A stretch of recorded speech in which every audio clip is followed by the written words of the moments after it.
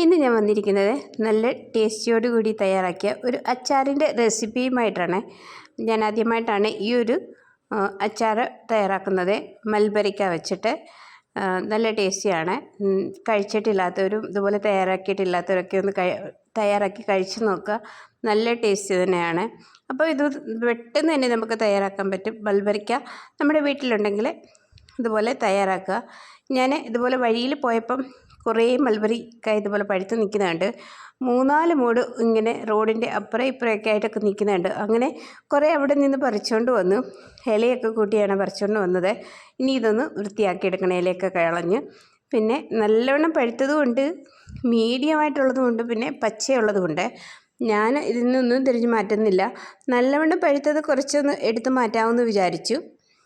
നല്ലവണ്ണം പഴുത്തൂടെ കിടന്നോട്ടെ എന്ന് വിചാരിച്ചു. കാരണം എരിവും മധുരം ഒക്കെ കൂടെ ആകുമ്പോൾ നല്ലൊരു ടേസ്റ്റ് ആയിരിക്കുമല്ലോ എന്നുകൊണ്ട് വിചാരിച്ചിട്ട് ഞാൻ അതിൽ നിന്ന് കുറച്ചൊന്ന് എടുത്ത് കഴിച്ചു. പിന്നെ ബാക്കി ഞാൻ അതിലേക്ക് തന്നെ ഇട്ടിട്ടുണ്ട്. ഇതൊന്ന് കഴുകി ഞാൻ വെയിലത്ത് വെച്ച് ഒന്ന് വെള്ളമൊക്കെ ഒന്ന് വറ്റിച്ചെടുത്തിട്ടാണ് ഞാൻ ഇനി അച്ചാറിടുന്നത്.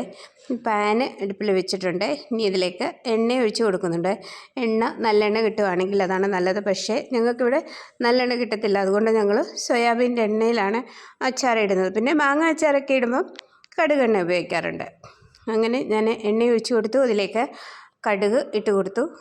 അച്ചാറല്ലേ, ഇച്ചിരി ഏറെ കടുക് ഇട്ട് കൊടുത്തിട്ടുണ്ട്. അപ്പം നിങ്ങളുടെ ആവശ്യത്തിനനുസരിച്ച് ഇട്ട് കൊടുക്കുക. പിന്നെ വെളുത്തുള്ളി ചെറുതായി അരിഞ്ഞത്, ഇഞ്ചി ചെറുതായി അരിഞ്ഞതും ചേർത്ത് കൊടുത്തു. ഇനി ഇതിലേക്ക് കറിവേപ്പില കൂടി ചേർത്ത് കൊടുത്ത് ഇതൊന്ന് നല്ലവണ്ണം ഒന്ന് മൂപ്പിച്ചെടുക്കാം. നല്ല വെളുത്തുള്ളിയൊക്കെ ഒന്ന് നല്ല ബ്രൗൺ ആകുന്ന വരെ ഒന്ന് മൂപ്പിച്ചെടുക്കാം. ഈ മൽബരിക്ക അച്ചാർ അധികം ആരും ഇട്ടിട്ടില്ലായിരിക്കാം, ആരും കഴിച്ചിട്ടും ഇല്ലായിരിക്കാം എന്ന് എനിക്ക് തോന്നുന്നത്. കുറച്ചൊക്കെ പേര് യൂട്യൂബിലുണ്ട്, പക്ഷേ അങ്ങനെ ഒത്തിരി ഒന്നും കാണാനില്ല. പിന്നെ ഇതിനകത്ത് വ്യത്യാസമുണ്ട് റെസിപ്പികൾക്ക്. നമ്മൾ മാങ്ങ അച്ചാറിടുന്ന പോലെ തന്നെയാണ്, വേറെ വ്യത്യാസമൊന്നുമില്ല.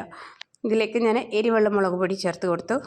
അധികം എരിവില്ല, ഒരു മീഡിയം എരിവുള്ള മുളക് പൊടിയാണ്, അതുകൊണ്ടാണ് അത്രയും ചേർത്തത്. പിന്നെ മഞ്ഞൾപ്പൊടി ചേർത്ത് കൊടുത്തു. പിന്നെ നമ്മുടെ കാശ്മീരി മുളക് പൊടി, അതിലൊട്ടും എരിവില്ലല്ലോ, അതുകൂടി ചേർത്ത് കൊടുത്തു. പിന്നെ ഉലുവാപ്പൊടി, അല്പം കായപ്പൊടി കൂടി ചേർത്ത് ഇനി ഇതൊന്ന് നല്ലവണ്ണം പച്ചമണം മാറുന്നവരെ ചെറുതീയിലൊന്ന് ഇളക്കി കൊടുത്തുകൊണ്ടിരിക്കാം.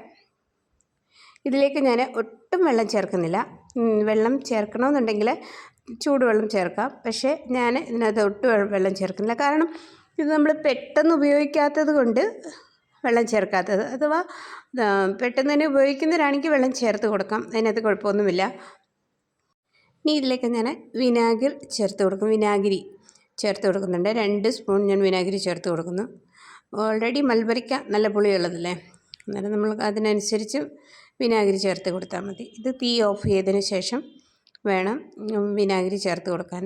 ഇനി ഇതെല്ലാം ഒന്ന് നല്ലവണ്ണം ഇളക്കിയതിന് ശേഷം നമുക്ക് നേരത്തെ കഴുകി വാരി വെച്ചിരിക്കുന്ന മൽബരിക്ക ചേർത്ത് കൊടുത്താൽ മാത്രം മതി. ഇനി വേവിക്കുകയൊന്നും വേണ്ട.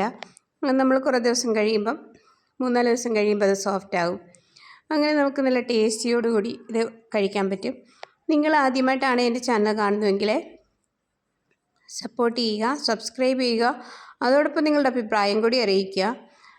നല്ല ടേസ്റ്റാണ് കേട്ടോ. നിങ്ങളിതുപോലെ തയ്യാറാക്കിയതിന് ശേഷം നിങ്ങളുടെ അഭിപ്രായം അറിയിക്കുക. മൽബരിക്ക മിക്കത് വീടുകളിലൊക്കെ ഉണ്ടല്ലോ നാട്ടിൽ. അപ്പം ഞാനിതിനകത്ത് ഉപ്പ് ലാസ്റ്റിലാണ് ചേർക്കുന്നത്.